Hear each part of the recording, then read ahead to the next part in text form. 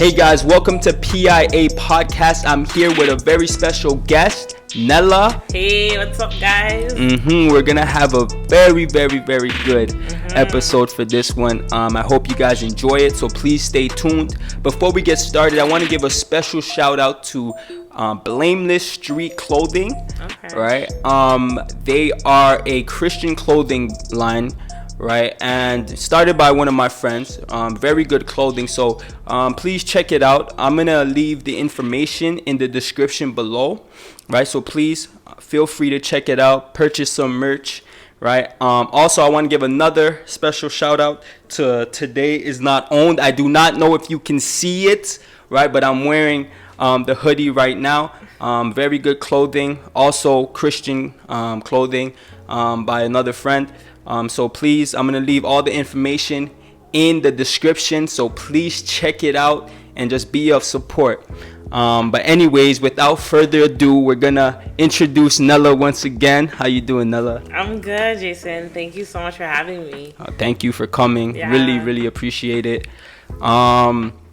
So pretty much, I know you, but people don't. There might be some people, right, who don't. So tell us a bit about yourself, you know. Yeah, for sure. So yes, my name is Nella. I'm 26 years old. I'm from Toronto. I'm born in Canada originally, but I was raised by two Congolese parents. So I speak French. In our home, we spoke Lingala. That's the native tongue in Congo. Yeah, for the most part, like, I grew up like always loving to have a good time. I'm very extroverted, so yeah, I was always going. Sorry. No problem. I was always just going with whatever the motive was, trying to have a good time. Right. As a kid, I loved to dance. Really? Yeah. I didn't know that. I'm not a good dancer or whatever. That's my sister. But like, I love to dance and just have a good time, right? Right. Friends and stuff like that. Word. Wow. So, I mean, how did you manage to, come to know Jesus? Like, how did that all happen? Yeah. So basically, so going back to how I was raised. So I was raised in I could say Christian home. Like, my mom was Christian, and then my dad's like Catholic or whatever. Like, I guess he's Christian too, but at the time, so like when I grew up, my sister and we grew up going to church every single Sunday. Right. But it was one of those, like, it was by force, like, heavily by force. Yeah. Like, for us to go to church, it was because my mom would be knocking, banging, like shaking us out of bed to get ready for church on Sunday. So it was really just a routine, right? So at a young age, though, I remember like my mom like praying over us before going to school. Like always making sure that we pray, read our Bible, stuff like that. But personally, like, it was just a routine. It was never like, just looking back, like, I never thought that Christianity can be a part of your life. Right. Like, it was one of those, like, it was just separate, like church is on Sunday, but then Monday to Saturday, I'm just doing my own thing, right? So the way I grew up, like, I would party. Like I said, I'm very extroverted, so I was always, always partying somewhere, linking up with people. I knew a lot of people, so it was one of those where how I grew up, where like, I grew up very religious, so I didn't have a personal relationship with God. I just kind of, what's so funny? I didn't even know Jesus died on the cross. Like, it's so funny. Like, I went to church every single Sunday. I didn't even know sex outside of marriage was a sin. I did not know. So I was very, like, I was not interested. Right. Like, it really became more evident to me, like, when I was more in my teens, right? So, like I was saying, like, as I grew up, in my teenager years, like, I'm just experimenting a lot, like, I'm smoking weed, I'm partying more, I'm drinking more, I'm meeting different guys. Like, it was just like, my life was just going, like, just out of control, right? I remember one time, I think I was 19 or so at the time, and I went to church with my mom, but I just felt so heavy inside, you know? Like, I just remember feeling like, okay, there has to be more to life than this, right? Right, yeah. And it was so funny because I was at church and there was like, I think it was like during like the praise and worship, and I almost, it sounds weird, but I almost had like an out of body like experience. Like I could just see myself, I'm just clapping my hands and stuff, but I just had that thought like, okay, like there has to be more to life than this, you know? Like at that time, again, like I was just going through a cycle where I would go to church on Sundays, but Monday to Saturday I'm partying and I'm doing all this stuff, bare foolishness, right? Yeah. So basically, I remember just telling myself, you know what, I'm done with this. Like, I'm just gonna do my own thing. Like, I thought that it's weird because I thought that maybe just doing my own thing would be the answer to my problems. Like, I just thought that maybe I just need to figure it out on my own. So I was planning on just Xing out God completely, right? I'm just gonna serve God however I thought that meant at the time. So I'm like, I'm done, right? So I think 2 weeks after, or a week or so after I had made that decision in my heart, I was at Gin and Finch, right? I'm just doing my own thing, whatever. And someone stopped me and they, you know, preached to me. They gave me the gospel. They had asked me, first they gave me a flyer and they said, hey, can I invite you out to church?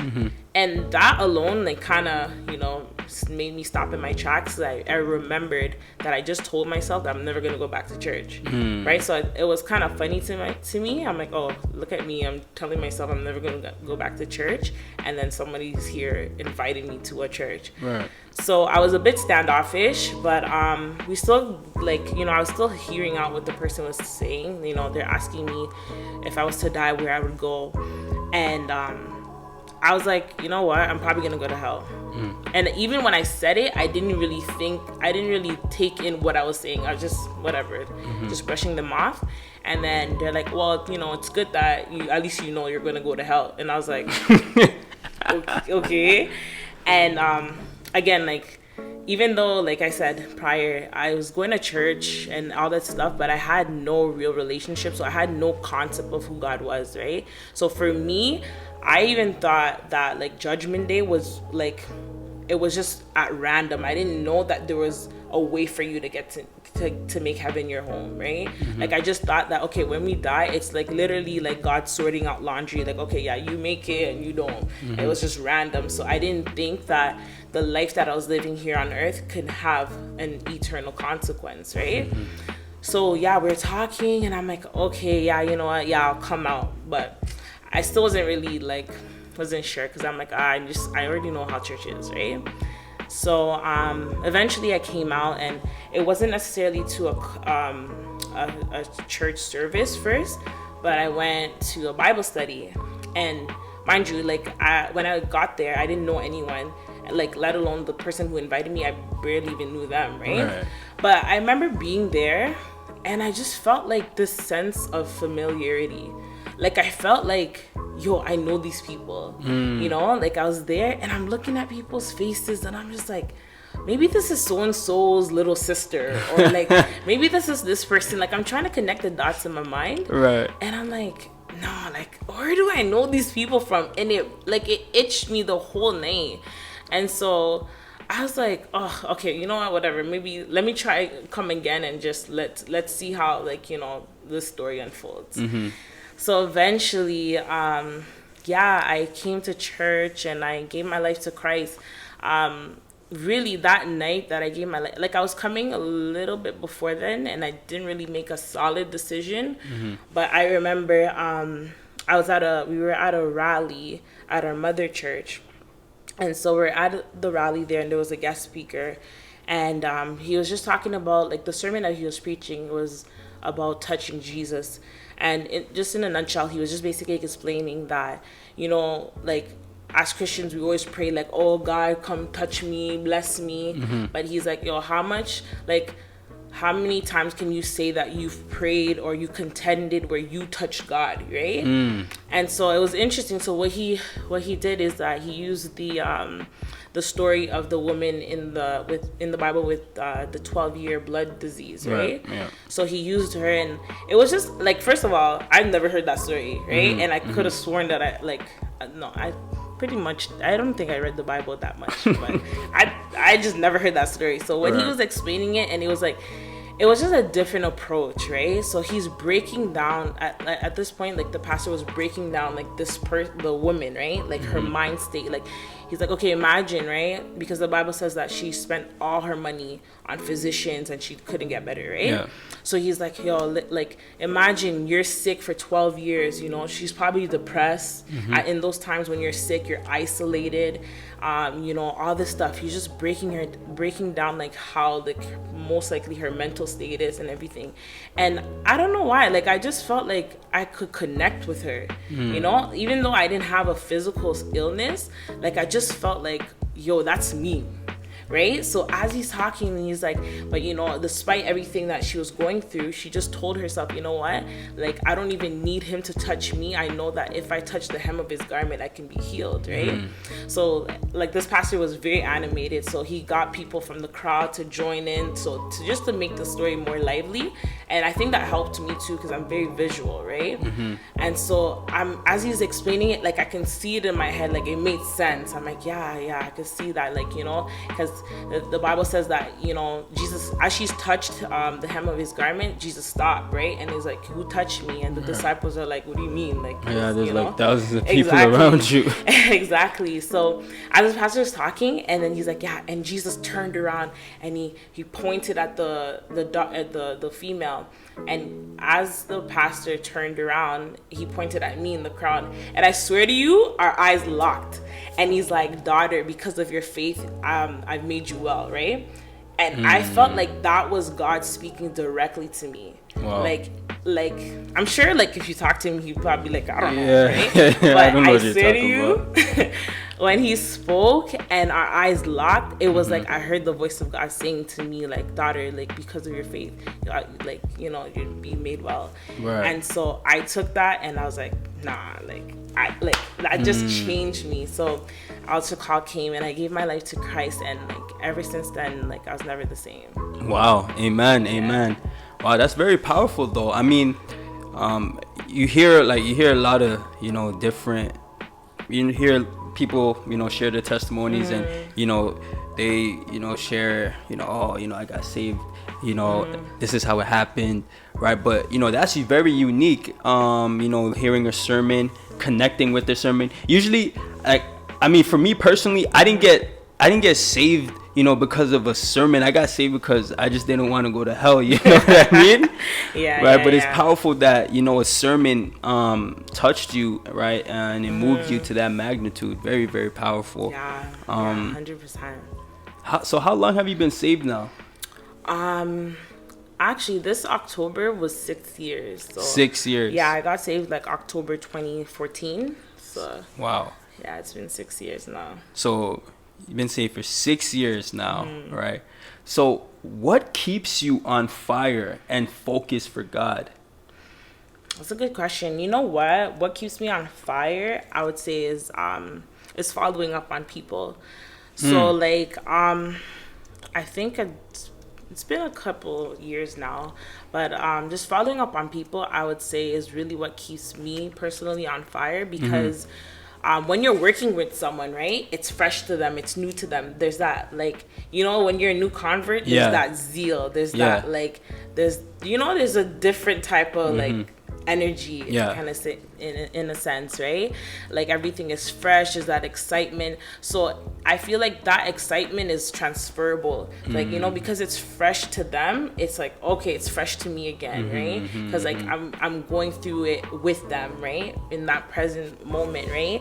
So I think that's what keeps me on fire, it keeps me on my toes, because it's like you have not necessarily like, okay, I'm doing this for other people, but it does keep you accountable. Like, okay, like I can't just do whatever. I can't just live my life how I wish, because there's people that are looking up to me. There's people that I'm helping. Yes. And so I need to be an example to this person. Right. So again, it's not that I'm doing it for them, but it does help to continue on, right? Because there's more at stake. It's like your Christianity is not just for yourself, right? It's like there's other people that are there looking, and that are like, you know, that are being inspired by how you live and such, right? Yeah, no, definitely. I definitely agree with that. I mean, you know, working with people and, you know, discipling people, right, definitely keeps you on fire. Yeah, because you want to make sure that you're keeping yourself filled so that you're able to pour out into someone else. Exactly. Right? Because if I have nothing to, like, if I'm not filled with God, like, I'm like, there's no way for me to impart that in someone, right? So yeah, for sure, I think that's really what keeps me going. Powerful. All right. So how do you impact your local church? Okay, well, I would say, like, definitely, like I said, the follow-up, because I'm a part of the altar call ministry. So after, like, during the altar call, when, you know, pastor gives the invitation to for people to give their life to Christ, like, I'm usually there on the lookout, like, seeing whoever raises their hand to pray with them, lead them to Christ. I do song service, concert ministries, right? You know, I'm not like a big rapper or whatever, like you know, but you know, I try. I try to sit on 1-2, you know, try to release some 1-2 tracks, but yeah, just a part of that. Recently, as you know, like, our church, we started a small group, so I'm a part of, like, the leadership team for small groups in Brampton. Shout out to my Brampton squad. So yeah, so I try to keep myself busy, just helping people, just being involved in the local church, right? Because yeah, you need people for that. Yeah, that's good. No, for sure. I just want to backtrack a little bit to the last question I asked you, right? And we were just talking about people, right? And you know, what comes to mind is, right, I just you know, think about, right, Jesus changing us, Jesus saving our lives, right? And you know, us not, I'm just imagining someone saying, you know, okay, I'm changed, I'm transformed now, right? But I'm not going to pour out into someone else's life, right? You're at that point, your Christianity is just like, it's useless. Yeah. You know, right? Because you're not reproducing, you're not helping someone else, right? You're filling yourself, but right, like you said, there's nothing to pour. Yeah, it's almost like you're just, it's very selfish, right? Because, like, you know, for us to really keep going, like, Christianity, ultimately, it's to love God, love people. So, and if you don't love people who you see, like, how can you say you love God who you don't see? You know what I'm saying? Right. Like, yeah, it doesn't make sense, because the two definitely go hand in hand, right? Yeah. So you can't have one without the other. Yeah. And I feel like when you see people wanting to be in a position where they can now give in part in other people, that's signs of growth, right? Because there's a lot of people where I work with, and you know, they come in like, oh, Nella, you know, I want to be a part of ministry, I want to see souls saved, I want to, let's go outreach, like anything like that type of language that you hear, it's like, okay, God is really moving in this person. Like, when you hear someone's like, yeah, it's all about me, it's like there's something that's not happening in their growth, like, you know what I mean? Like, yeah, it's not a good sign. Yeah, like a good sign that someone has been, you know, transformed by Jesus is that they want to like share it with everybody. You know what I mean? Yeah. You remember that crazy new convert zeal, right? You just got saved, you know. So you go to work, you go to school, everywhere you go, you're like, yo, I want to tell you about Jesus. People hit me up, hey, Nella, it's been a long time. What's up? Yo, I just got saved. Yo, come to my church. Just I'm just on it. You know what I mean? Yep. Yeah, it's weird when people don't have that, right? Because it's like it's so it's like it's not, it should be natural, right? Right. Because you see that in the Bible all throughout, you know, people Yeah. get saved and then boom, their whole household gets saved Exactly. or whatever, right? Yeah. So yeah, Wow. 100%. Wow, Nella. So, very good, answers so far. Your testimony is very powerful, and I'm pretty sure your testimony can relate to a lot of, people. Definitely young women who want to do something for God, right? Young women who are, young in the faith, right? So you being 6 years saved, right? You're a mature saint. You're to be. You're up there, you're up there, right? But 6 years in, like, what advice do you have for younger women, newer converts who are trying to mature, trying to do something for God? Yeah, I would say for them to be like, to dig deeper, to be intentional. You know what, like, I remember as a new convert, right? Again, like, just going back to how I just was brought up or whatever, like, I'm very extroverted. So what really captured me was also the people, right? Like we used to make this joke that the first word that I learned was fellowship, right? Because I'm just like, yo, where's the next fellowship? So I remember I went through a season where, like, it was almost like I was somewhat coming all for the hype. And I remember talking to a sister, and she dotted me. She's just like, yo, like, is this, because I remember finally, like, okay, when it wore off, because we're gonna be excited. Everything is like, oh, I'm meeting new people within the church, and so you wanna, like, hang out with people and all that stuff. But I remember feeling like, okay, like, when it came down to the serious business stuff, I remember feeling like this when I went to a Bible study, and I just saw how much people were, like, so knowledgeable about the Bible, and I just felt like, oh wow, like, when we talk about any topic, I'm here, I'm talking, and I have so much to say, but then when it came to biblical stuff, I had nothing to give, right? And I just felt like I didn't feel right inside. I'm just like, oh. So I remember talking to a sister, and she really dealt with me. She was like, yeah, like, you need to dig deeper. Like, yeah, it's Christianity is not just fun and games. Like, you know what I mean? Like, it's great that you've come to church and you're meeting all these people, but that's not enough. That's not what's gonna keep you, right? What's gonna keep you is a deep-rooted relationship with Christ. Right. And so when she said that, I'm like, she's right. So I just became more intentional about my reading, my prayer life, just seeking God. So that would be my advice to anyone, is just to be intentional in those areas, because like, if you're just coming for the hype, if you're just coming because everybody's your age or whatever the case, we look good, we're hip or whatever the case, that's not gonna sustain you. Like, ultimately, it's like, to dig, like, once you dig deeper in your relationship with Jesus, like, that will keep you grounded, and God will reveal stuff to you, right? Because in the world, like, I was never, like, I was outgoing and everything like that, but I never really thought that I would be someone where, like, that people would come to for, counsel or whatever the case, right? Like, I was very selfish. So it's like, yo, like, I don't know, you figure it out. Like, I'm here doing me, right? Don't bother me. Don't kill my vibe type of mentality. Right. So, like, God births a lot of, gifts in you, and, like, abilities that maybe they're dormant, and it's not until, you really dig deeper in prayer that those things arise in you and, like, can be used for the kingdom. Right? Wow, that's so true. Right? So true what you said. Like, for anybody, right? We have to dig deeper. Have to dig deeper. Even being saved for, even myself being saved for 7 years, right? You being saved for 6. Rashina has been saved for 5 years, right? We have to continue. Which I'm so surprised. I thought she came before me, but that's another story. Did she? I don't know either.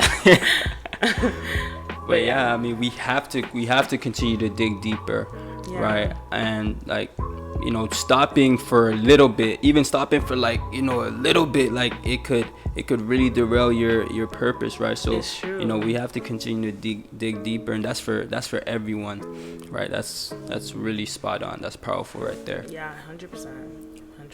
Yeah. Wow. So we're getting to that part in the podcast.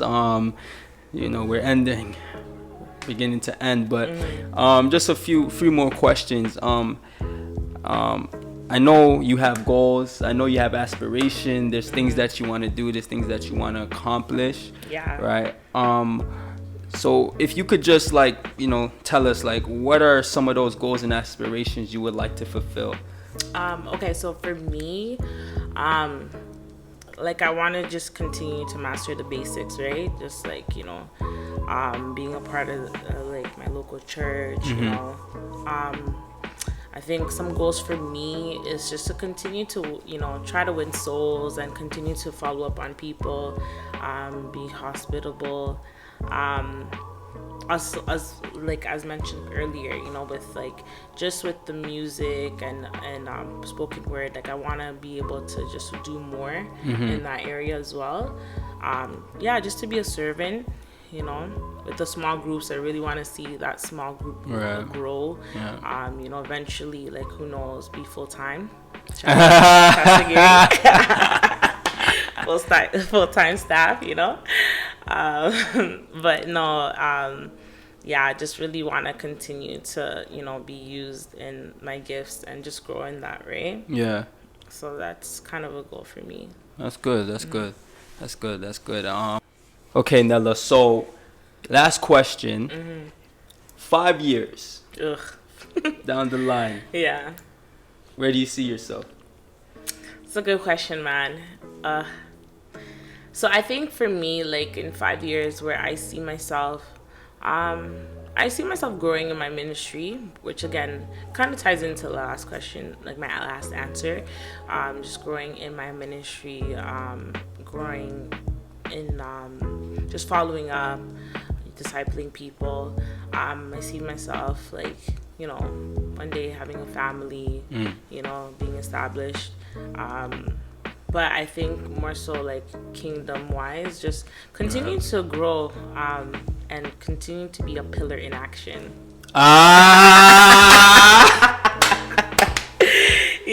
Bangers,